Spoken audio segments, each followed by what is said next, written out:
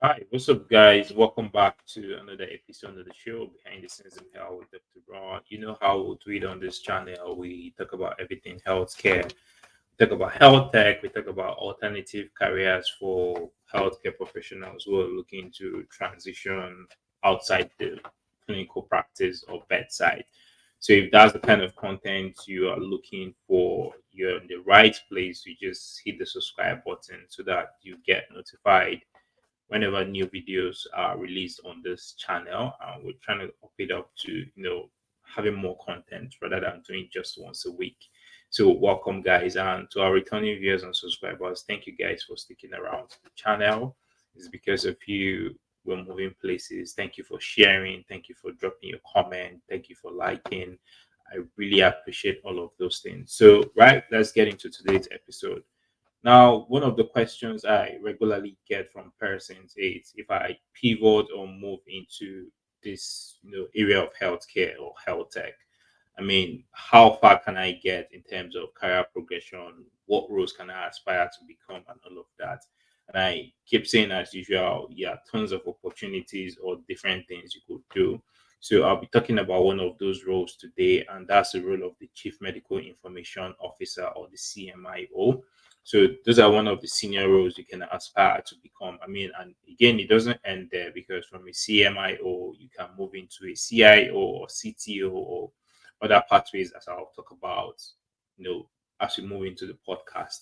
So if that's the kind of content you're interested in, then you just want to stick around. If you're a doctor watching, you want to stick around to the end of this video because I'll be sharing insights around what they do, the qualifications they require, the skill sets, both technical and soft skills, and what the salaries look like. So, that being said, let's get into the meat of the conversation. So, who is the Chief Medical Information Officer? So, by way of definition, I've actually written it down. So, let me just read that for you. So, the Chief Medical Information Officer, or a CMIO, is a senior healthcare executive responsible for bridging the gap between clinical practice and information technology. So basically, they are champions of health technology wherever they work. They drive the organizations in terms of best practice when you're looking to combine clinical care and healthcare technology. And it's a senior role, it's a management role. And as we progress, you understand why that's the case. So that's at a high level who a CMIO is. Now, in terms of job description, you might be wondering what do they really do? What's their day-to-day activity looking like? And it's quite varied and quite extensive in terms of what they do. So they are looking at, broadly speaking, things around strategy, things around data analysis, things around collaboration, teamwork, things around innovation, things around data management, things around clinical informatics. So, in terms of strategy, they are looking at developing and implementing IT strategies that align with healthcare organizations' needs, right? So, you're sitting at that level, and yes, you're talking about strategy. In terms of data management, they are supporting the use of data to make sure whatever decisions are taken in the trust or whatever organization they are working for is data driven, backed up by data.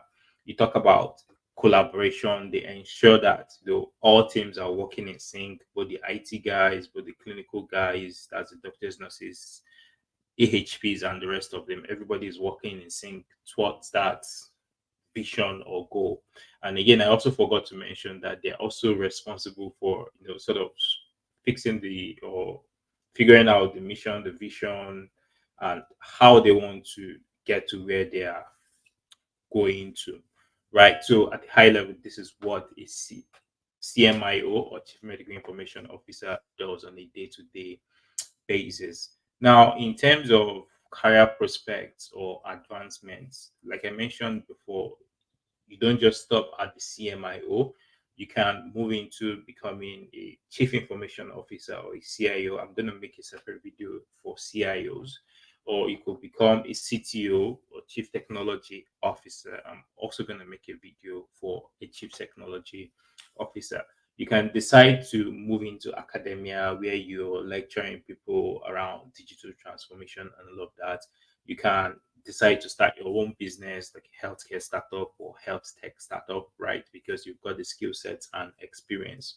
Or you could just move into consulting, full time, because a lot of people are looking for the expertise for doctors who understand healthcare technologies. And again, they've got the clinical background because they're already SMEs in medicine or subject matter experts. So they're in high demand, really. So consulting is a good way to probably exit that career ladder. So in terms of qualifications required.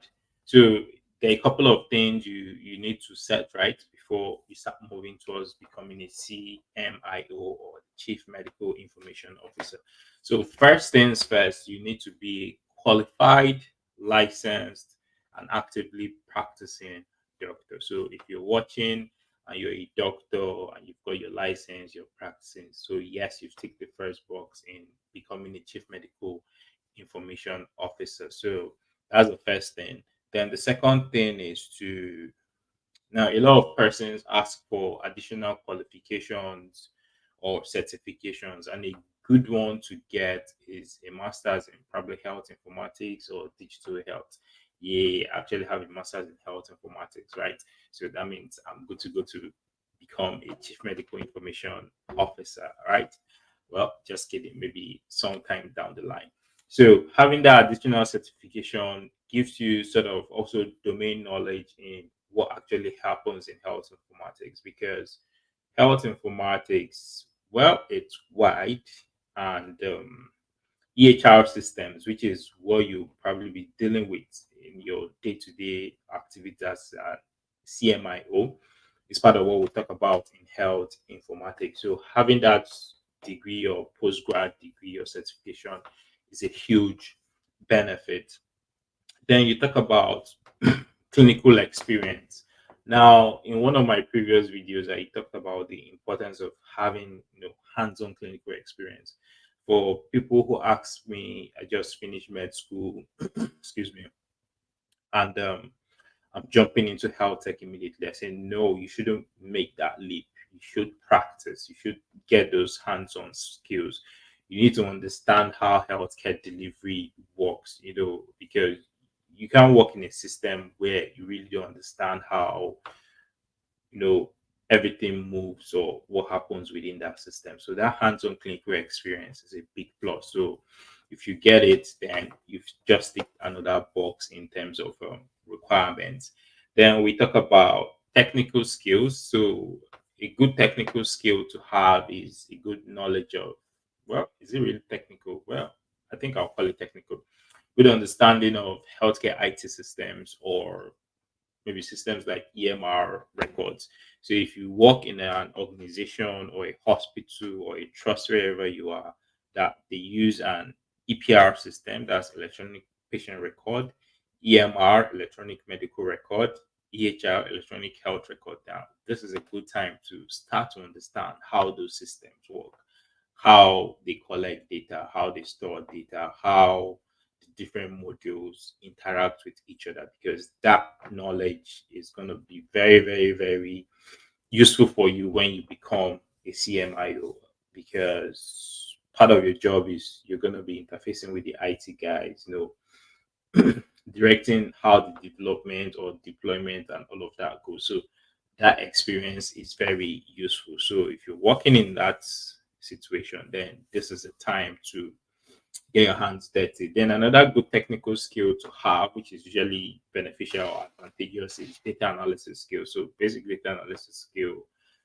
you know how to use Excel, you know how to do SQL, run queries, use Power BI, run quick dashboards, simple dashboards.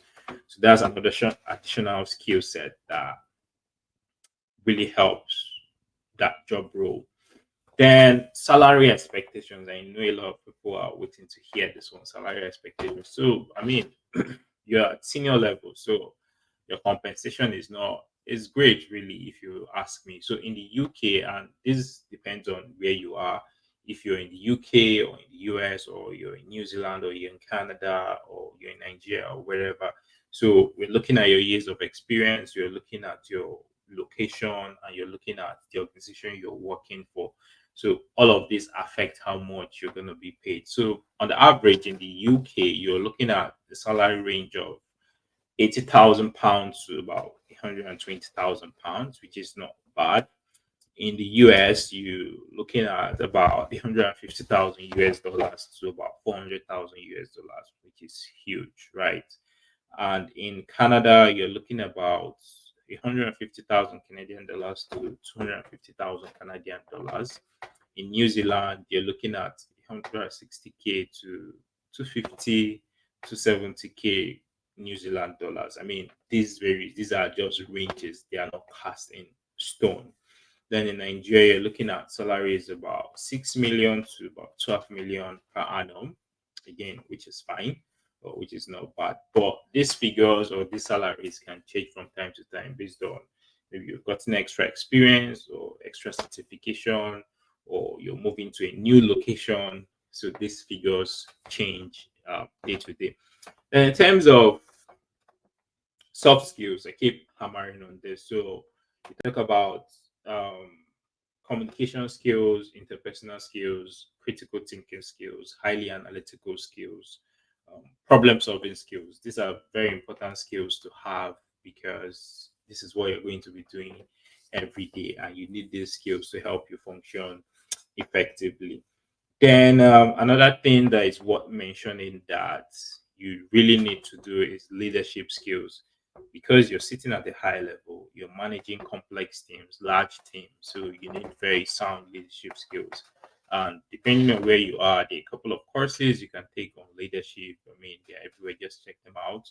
And if you work in the UK or specifically in the NHS, they've got tons of free courses that you can sign up for and add to your portfolio. I have a video about some of those free NHS courses on my channel, so you just look for them and watch them and please get started. So if you're looking to get to that level, that leadership qualification and experience is very, very critical. And finally, as a way of conclusion, for impact or career fulfillment for CMIOs, I think it's great because whatever you're doing or the job you're doing has a direct impact on patient care. You know, you're impacting lives, supporting digital transformation, and at the same time, you're staying at the forefront of healthcare technology, which is very great. And I will also advise you trying to keep in touch with industry events, conferences, journals, and all of that because the pace of health tech is really, really very fast. So that's my bit today on the role about the Chief Medical Information Officer. So tell me what you think about it. You can drop it in the comment section. I'm there reading, replying. Is this something you want to pursue? Are there more questions you probably want answered? Drop them in the comment section and don't leave without subscribing to the channel because it really helps us in this, what we do on this channel. Thank you for liking, subscribing. Don't leave without dropping a comment, dropping a like, and subscribing, and finally sharing this video with your friends, colleagues, or whoever you want to share with, right? So until I come your way in next episode next week, really. So I still say stay safe, remain calm, and be blessed. So bye for now.